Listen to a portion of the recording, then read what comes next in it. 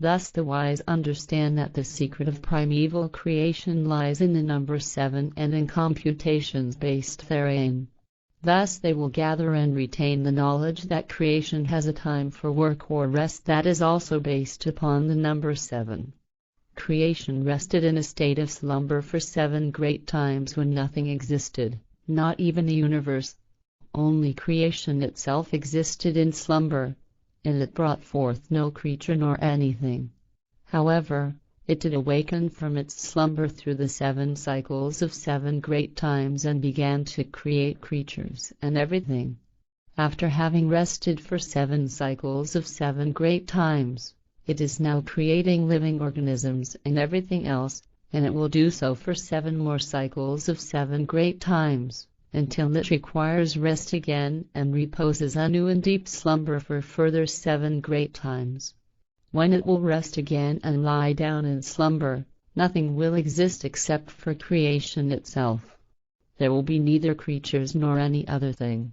Only creation itself will exist during the 7 cycles of the 7 great times, because it will rest and slumber until it awakens again and brings forth new creatures and everything else. Just as creation is one within itself, however, so is all life, being and existence one within itself. It is by the law of creation that all humans, plants, animals and all life are one in themselves. A person may believe that everything is 2 or 3, but that is not so, because everything is one. Whatever people believe to be 2 or 3 is actually one, so they should make everything that is 2 or 3 into one.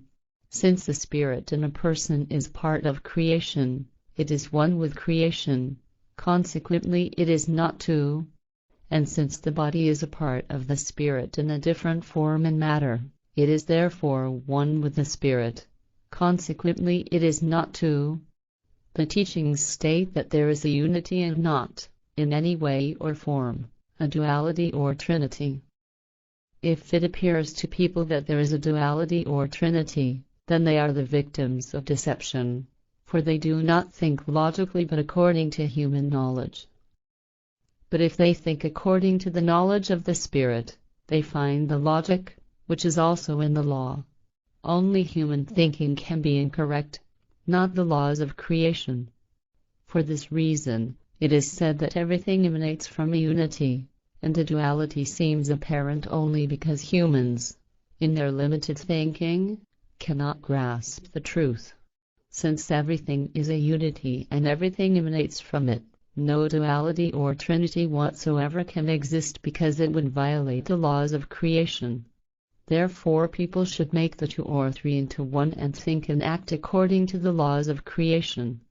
Only in ignorance does a person fabricate a duality or trinity and give offense to the laws of creation. When a person aligns everything into this unity, making everything into one, and then says to a mountain, "Move away," then it will move away.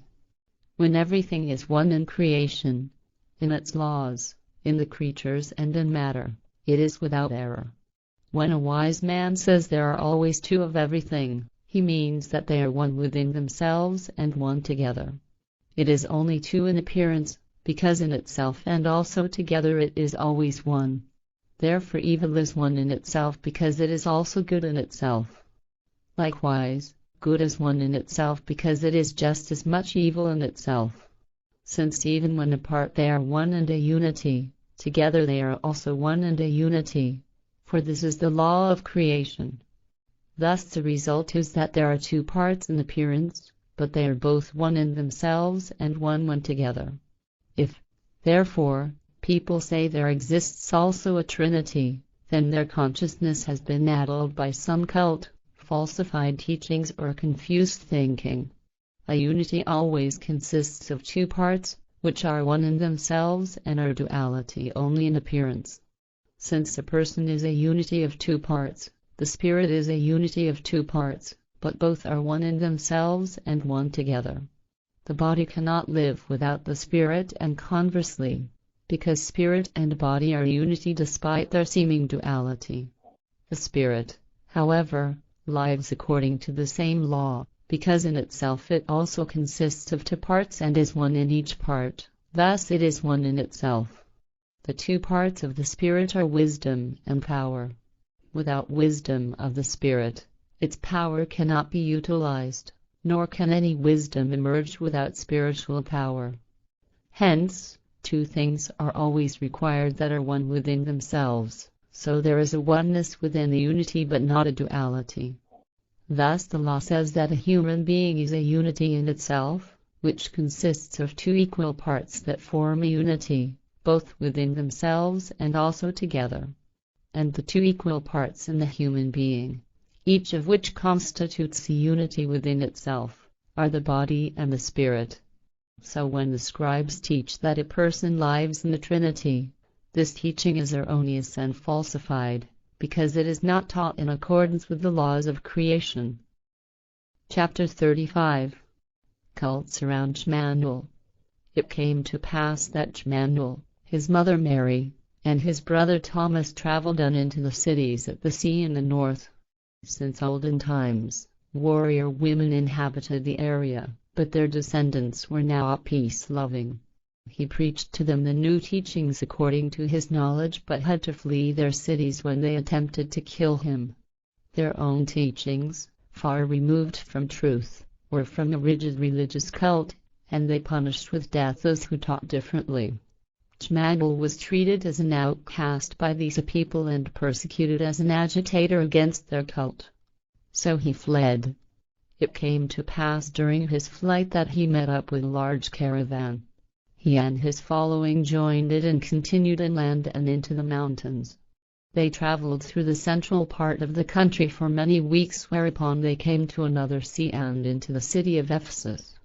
But Jmmanuel was very much afraid, and no longer preached his new teachings so that no one would recognize him, for in Ephesus were many people, dealers and merchants, who came there from Jerusalem to conduct business.